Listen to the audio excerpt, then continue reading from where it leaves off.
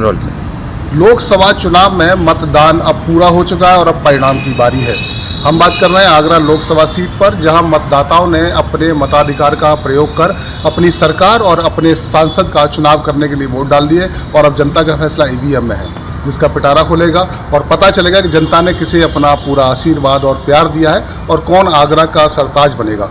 लेकिन उससे पहले हम आपको बताएंगे कि आगरा लोकसभा सीट पर कौन जीत रहा है और किसका दबदबा बना हुआ है। इसके लिए हमारे साथ चर्चा के लिए आगरा के वरिष्ठ पत्रकार हैं, जिन्होंने लोकसभा चुनाव को बड़ी बारीकी से कवर किया है, देखा है, परखा है और पूरा विश्लेषण किया है कि आखिर जनता का रुख किस प्रत्याशी के लिए, किस दल के लिए रहा है और उसका नतीजा क्या रहेगा। इसके लिए हम उनसे बात करेंगे। हमारे साथ गौरव भारद्वाज जी वरिष्ठ पत्रकार हैं, लगातार लोकसभा चुनाव से जुड़े रहे, कवर किया, विश्लेषण किया है, जानकारी है इनके पास पूरी। प्रशांत जी हैं, वरिष्ठ पत्रकार हैं हमारे साथ। आशीष लोधी जी हैं, जिन्होंने लगातार लोकसभा चुनाव कवर किया है और बड़ी बारीकी से उसे समझा है। तो आज हमसे जानेंगे कि आगरा लोकसभा सीट पर जनता का रुख किधर गया और कौन आगरा का सरताज बनकर निकल रहा है। गौरव जी, लोकसभा चुनाव पूरा हो गया, कौन जीत रहा है आगरा? सीधी बात की पहले देखिए, जब चुनाव की घोषणा हुई थी तो एक बार इस बार ऐसा लगा था कि कहीं ना कहीं एक दूसरी जो पार्टी आगरा में मतलब टक्कर देगी, लेकिन जब सपा भाजपा ने अपना प्रत्याशी उतारा तो वो रिपीट थे, प्रोफेसर एसपी सिंह बघेल पे उन्होंने भरोसा जताया। जो लड़ाई थी वो बसपा से होनी थी, तो उम्मीद की जा रही थी शुरू से कि बसपा इस बार जो पहले की जो 3 बार जो हार हुई हैं उससे कुछ ना कुछ सबक लेगी और एक लोकल कैंडिडेट को देगी, मगर बसपा ने फिर वही किया। पूजा अमरोही को वो ले आया, वो जो बाहर की थी। उसका नुकसान बसपा को हुआ और सीधा फायदा भाजपा को हुआ है। पूजा अमरोही जो बाहर की हैं वो एक तो इस क्षेत्र से और यहाँ की जनता से बिल्कुल ही परिचित नहीं थी और जनता भी उनको नहीं जानती थी। तो मुझे लगता है कि कहीं ना कहीं जो इसका फायदा भाजपा को हुआ और प्रोफेसर एसपी सिंह एक बड़े माध्यम से यहाँ से जीतेंगे, मतलब ऐसा है मुझे लगता है।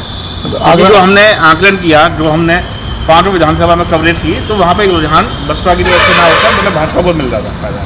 अब गठबंधन की अगर बात करें तो वहाँ जो गठबंधन बना विपक्ष का लगातार रैलियाँ की गई, काउंटर के वायदे किए गए हैं, दावे किए जा रहे थे, सीटों में बदलाव होगा, सरकार बदलेगी, इसको कैसे देखते हैं? देखिए, आज गठबंधन कांग्रेस का और सपा का गठबंधन है, वो मुझे नहीं लगता यहाँ कोई असर डालेगा।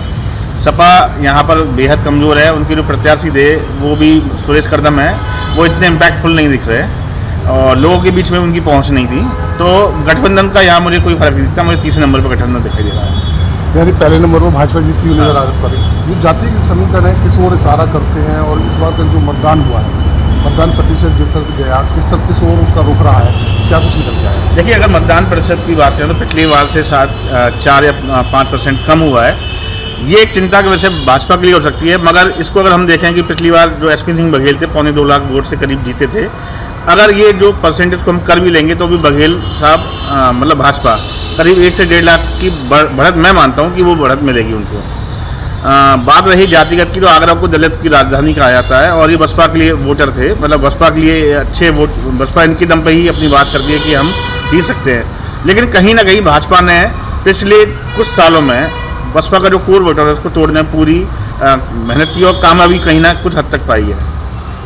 इसके पीछे जो रीजन है, चाहे वो राशन हो, चाहे आयुष्मान हो और बहुत सारे जो 2000 का जो किसानों के उसमें आ रहे हैं, तो ये कहीं ना कहीं इम्पैक्टफुल मुझे दिखाई देता है कि ये महिलाओं को, खासतौर से महिलाओं को अपने पक्ष में करते हुए नजर आ रहा है। उसका सीधा फायदा भाजपा को मिलता हुआ नजर आ रहा है आगरा में।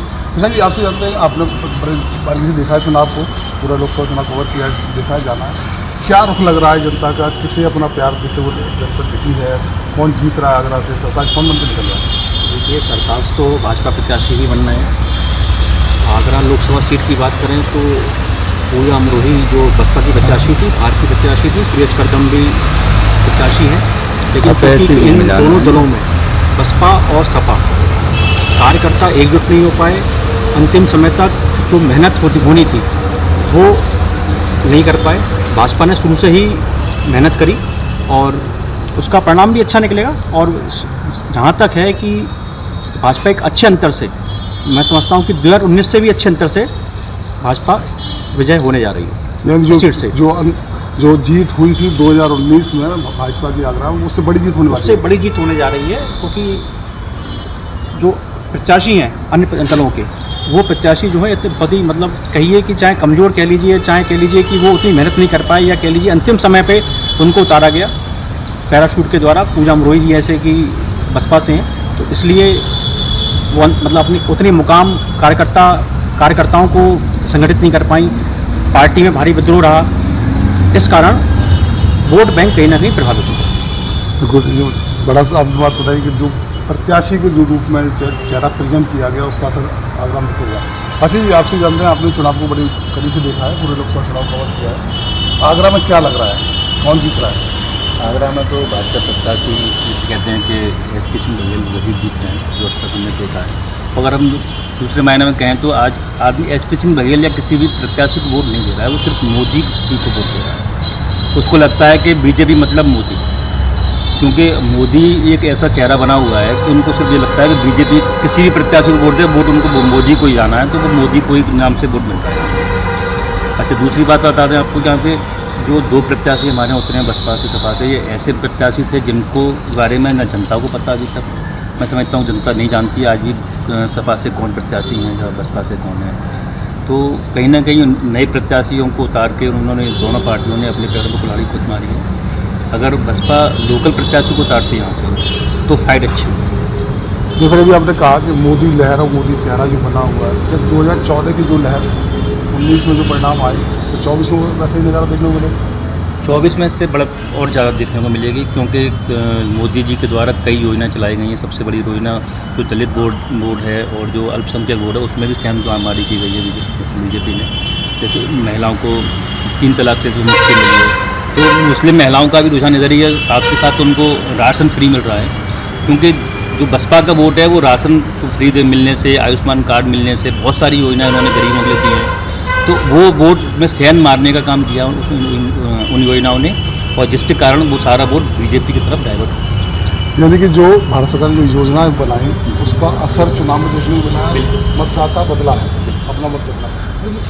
योजनाओं का असर पर दिखाई पड़ रहा है कि जैसे राशन योजना है जिसका दावा मन से बाबा किया गया श्री राशन वाली योजना, तो क्या वो वोट में तब्दील हुआ है? देखिए, मैं इसके बारे में बताऊँ, मैंने फर्स्ट फेज से लेकर जो आगरा का जो अपने 7 फेजे में उसमें गया, और सबसे बड़ा असर जो मुझे देखा, मैंने लोगों से बात की अलग अलग जिलों में जाकर, और मैं खास तौर से आगरा में भी गया, तो ये योजनाएं जो प्रभावी हैं, लोग ये कहते हैं कि हमें 5 किलो राशन मिल रहा है, आयुष्मान जो एक इलाज, आप मानिए कि कोविड की वजह से ये एक कोविड का दौर आया, तो जब लोग हॉस्पिटल जाते थे, और हम एक लोअर मिडिल क्लास की बात करें तो वो 10-20 हज़ार का जब उसका बिल बनता था तो वो उसकी आर्थिक स्थिति खराब हो जाती थी। लेकिन जब 5 लाख का जो आयुष्मान है, उससे कहीं ना कहीं लोगों के अंदर एक मजबूती आई है कि वो इलाज कराने में सक्षम हो।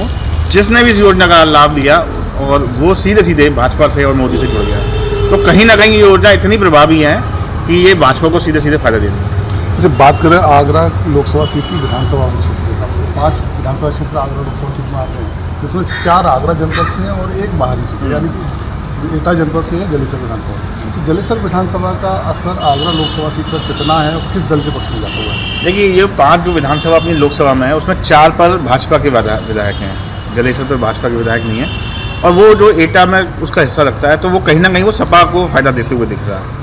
लेकिन वहाँ जितना सपा को फायदा मिलेगा वो भाजपा के लिए कहीं ना कहीं नुकसान नहीं पहुँचाएगा, क्योंकि मुझे लगता है कि इस सीट में जो 3 दल हैं, भाजपा, बसपा और सपा तीसरे नंबर पर आगरा में रहेगी। अगर वहाँ से उनको फ़ायदा मिलता है तो भाजपा के लिए कोई नुकसान नहीं होगा। अगर ये वोट बसपा के खाते में जाता तो कहीं ना कहीं और अच्छी टक्कर होती, लेकिन मुझे नहीं लगता कि ये वो जो जलेसर का जो वोट बैंक है पूरा ज़्यादा नहीं मिलेगा, क्योंकि वहाँ लोधी बाहुल है, वो वहाँ यादव भी हैं, मुस्लिम भी हैं, तो जो लोधी बाहुल क्षेत्र है वो मुझे लगता है भाजपा का वोटर है, तो वो भाजपा को भी मिलेगा। तो और जो भाजपा के प्रत्याशी हैं वो लगातार दावा कर रहे हैं कि जलेसर भी हम पूरे अच्छी तरह से जीतेंगे, क्योंकि एसपी सिंह बघेल का लगातार वहाँ पर संपर्क रहा है, वो आते जाते रहे, तो वहाँ से भी भाजपा को अच्छे वोट मिलेंगे।